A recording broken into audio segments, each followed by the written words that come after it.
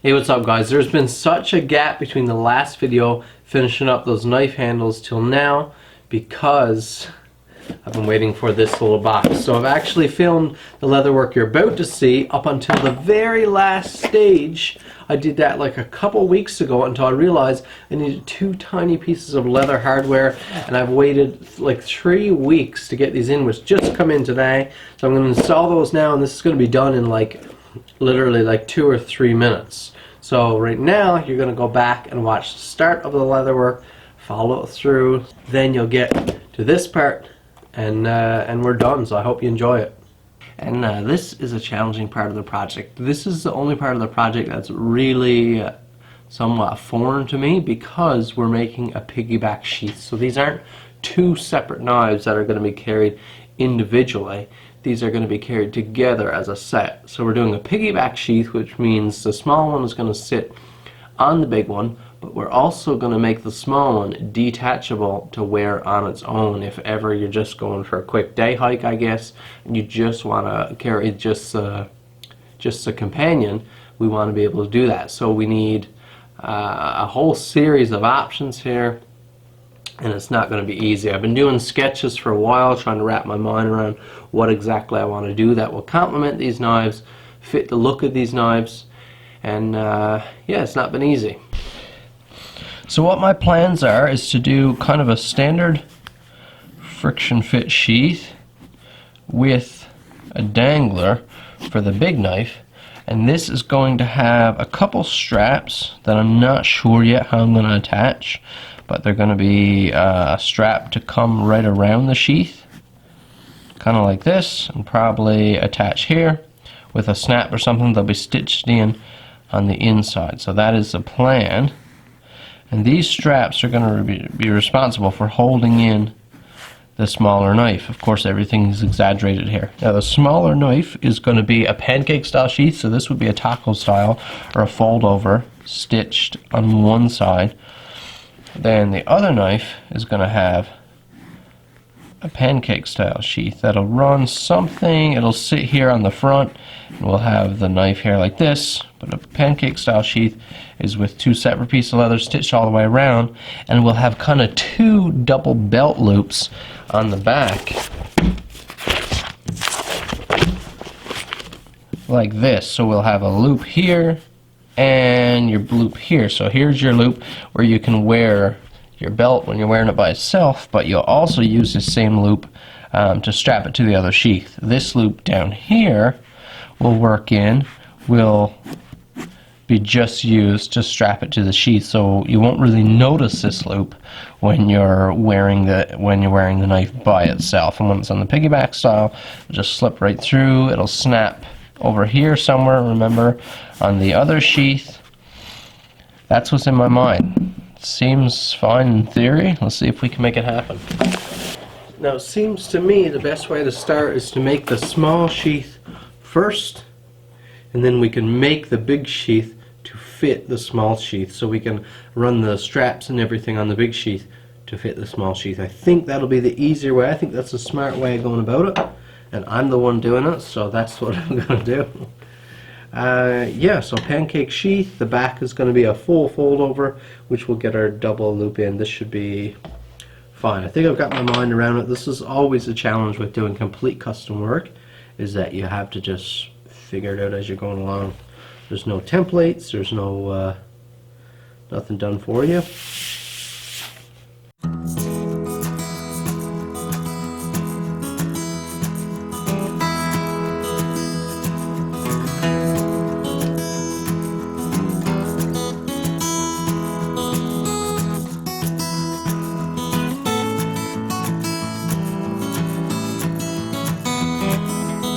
What I'm doing now is just taking some of the bulk out of this piece of leather, since we have to do a full double over like this, and then this here is starting to get a little bit bulky. So I'm just thinning this piece down, and I wanted to show you how addicting this little tool is. This is just a little like a scything knife.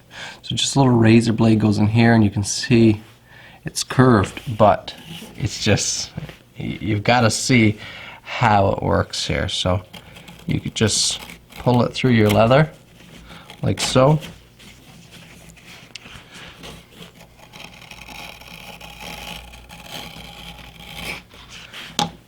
and just scoops out pieces of leather like this. Of course, when I'm not filming and I don't have to worry about getting a certain angle, it tends to work a little better, but it is just such an effective tool. Of course, it'd be nice if I had a nice leather splitter that I could put this in and just ream it through and it would take off a perfect mil thick, but I don't. This is a great option.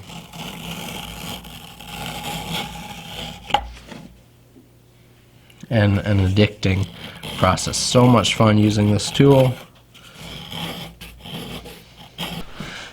Okay, here's where I am so far. I haven't been filming a lot because I've been racking my brains trying to figure this all out. How to do it, what order to get the steps in. This is definitely the most complex sheath I've ever done with all this kind of multi-feature type deal. So what I've come up with is, this is our sheath here. You can see the pocket where the knife will slip in right to the handle, and then we have this strap that runs through the back of the sheath inside here. You won't see this later, and this is going to go over this post stud here, and that's what's going to keep the knife in. It's going to look real nice, real clean like that. This back here is going to go all the way, cover the entire back of the knife, gives it lots of rigidity, and it's going to look great. But also we need to have a strap run through the back here and one through here, which is going to keep this sheath onto the big sheath. We want a real nice clean line of stitching in this sheath. Again, this is such a big project. You want every step to be perfect. You don't want anything spared, because how do you justify putting in, say, 15 hours on the knife set, 15-20 hours on the knife set, and then put it in a garbage sheath? You can't do that. So everything has to have nothing spared. It is a blistery cold Saturday morning here now. I just come out in the shop after having some pancakes with my wife and daughter. Lovely morning so far, but got my head on straight, reset, and let me update you with where we are so far. Again, apologies for the low quality filming. I've just been trying to get this done, and struggling, like I said, with the concept as well. It's definitely the most tricky part. Where we are now is we have the small sheath done, completely dyed, burnished, stitched, post is in, and it is great. It fits so good, and this, what an awesome package just by itself like this. If this were something you wanted to order, if this, what an awesome package just like this. If this were something you'd want to order, man, just this sheath and this this knife, what a perfect combo to sit on your hip. That post stud there, nice and tight. That knife slips out and you have that gorgeous polish. This is one awesome knife. I'd like to have one like this for myself, certainly. So beautiful. That double stacked micarta. But this is going to sit on the front of this sheath, which we have here now, okay? So this is just glued up with a ferrule loop, and we have dangler on the back. He wanted a dangler, so we're doing a strap which will go through a belt, which is removable. This will sit on the front of here. So I'm surprised. I thought this was going to be really heavy and clunky, but it's not at all. I'm trying to bend very slimline with the leather, like I said, trim everything down nice, and it's just not that heavy. I was expecting it to be a lot more clunky, but it's going to be great. So here's our big sheath with a 3/8 ferrule loop installed, which looks so great. This is turning out. I'm just loving the shape and style. You can see here we're just glued up, no stitching, and we have our dangler D-ring stitched on there. So this is just the quality is really, I'm really happy with the quality I'm producing with this project. It's definitely my best work so far. I always say that, but each project gets a little better. That's why. We have enough sticking out here. We have that big hook, so it works great to get that blade out, and just look at that. So you can see we sit right down in there We need all that leather, a lot of leather being used for this, but it slips way down in there, and of course this will be dangling vertically plenty of deep that this is not going to come out. So now we have to trim up our edges here, score a stitch line, plan out where our straps are going, stitch everything together. So that's what's left to do this morning. Let's see if we can get it done by lunch.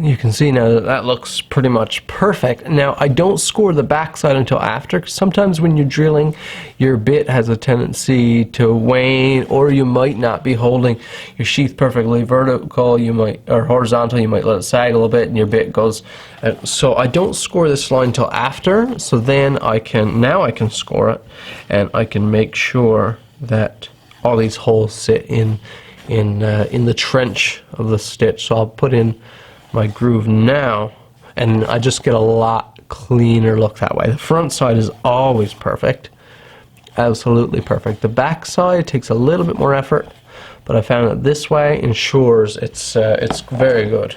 Phoebing's light brown we're using on this project. If you can tell me a good non-messy way to get dye from this out into, say, a little container or something when I'm dyeing, that would be wonderful, because I have tried to get it out in little Dixie cups and things like that, and it seems almost impossible to get the dye out cleanly. I tried pouring it really quick, tried pouring it really slow. I don't know what it is, but it just has a vicious mess all the time.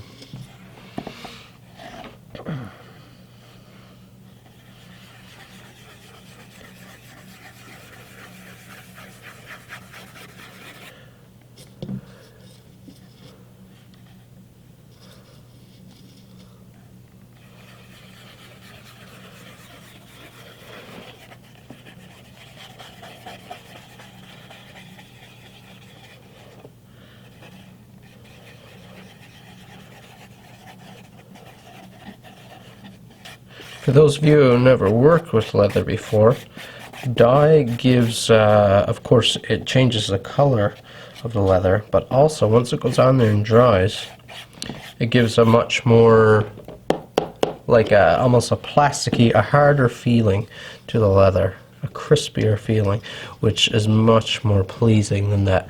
You don't want it to be too soft and supple, because it just, like, it never holds any nice form. But with the dye like this, it gives it that kind of a hard surface. And if it's leather that you wet mold at all, or you dampen and then you bake in the oven for a few minutes to dry it out, it goes rock hard, super hard.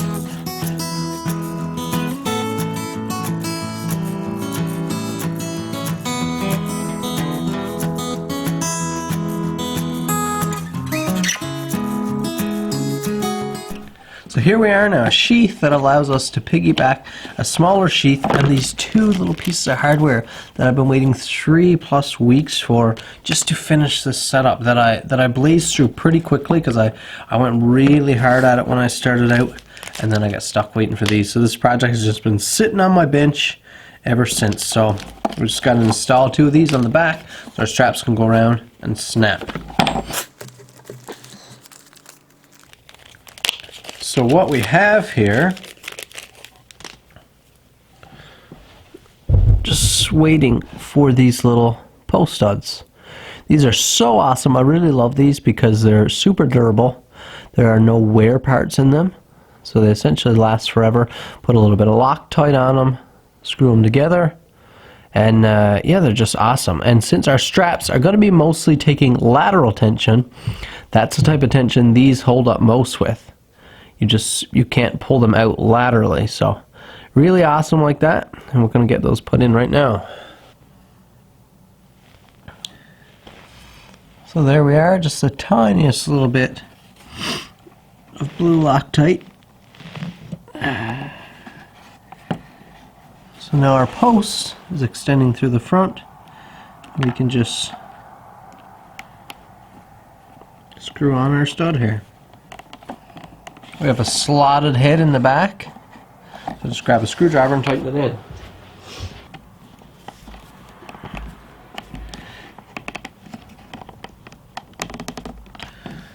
Beautiful, look at that. So now the next part is the fun part. We've marked off where, we've put a little tick here, you can probably see in the strap where it's going to be. So we're going to punch a hole for the stud. Try to get it as dead center as possible. Just like that. And then on the other one, let's look for our mark. The same thing.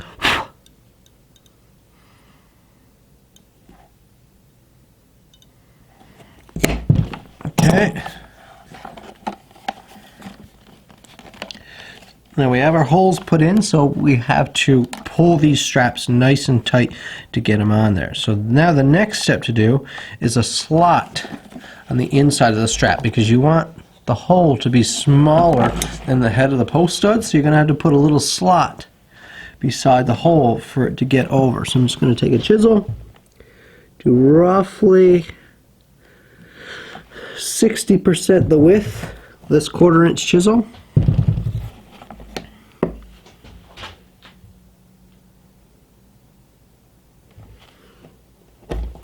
Just like that.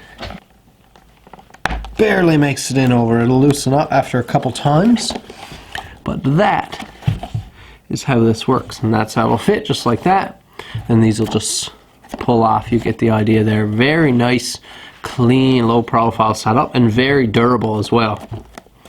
And here it is, complete. So first, what we're going to do is install this strap. And you can see the reason here why we use this type of system, or one of the main reasons, is so that this strap can still fit right through our sheath here, because if we had some kind of a snap on here, definitely would not go through there. This is like the exact same size as the hole. There is no extra room there. So one strap goes through.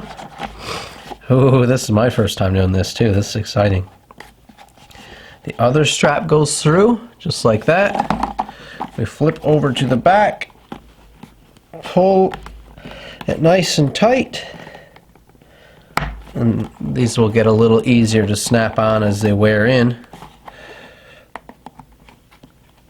There we go.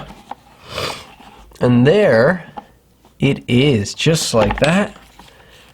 Let's get our dangler loop there, which takes a little squeeze to get on, and then we've cut a little groove here, as you can see. And there we have it. Look at that. And just like that, this project is done. It's 3 weeks waiting for those two little post studs, and we're done. And this can be adjusted a little bit left and right on the sheath. And the nice thing, the beauty about this setup, well, for one, it's going to be as tough as can be. This thing is going to last, I just know it. The second thing, though, is that if ever you didn't want to carry this big knife, flip those straps, pull them out, and you can wear just your companion. So now, after the sheath work being done, are you ready to see the final product all together?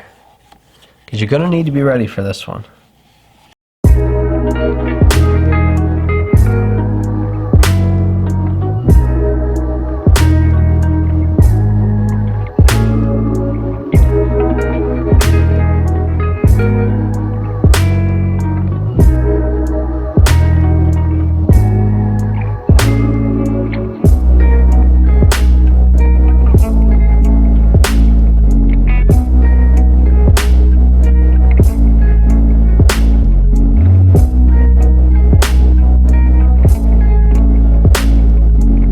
there it is, guys. Another project I'll finish up. I hope you really, really like this one. It was probably, I'd say it was my biggest challenge. Yeah, it was definitely a difficult project. A lot gone into this. A lot of materials, a lot of thought, a lot of time. But I'm really happy with the turnout. Ariel, buddy, I hope you are very happy as well. Because in the end, you're the customer. You're the guy that's got to be happy with it. So really hope you are. Really proud of this project. If you liked it, please hit the like button. Leave me a comment down below. Tell me what you think of it. If you're interested in ordering something for yourself, maybe not a project this extravagant, but something more simple, I've got some bake apples coming through here now that'll be for sale. Send me an email at the email on the screen there now. And subscribe to my channel if you're not already subscribed. Thanks for watching, guys. We'll see you in the next project.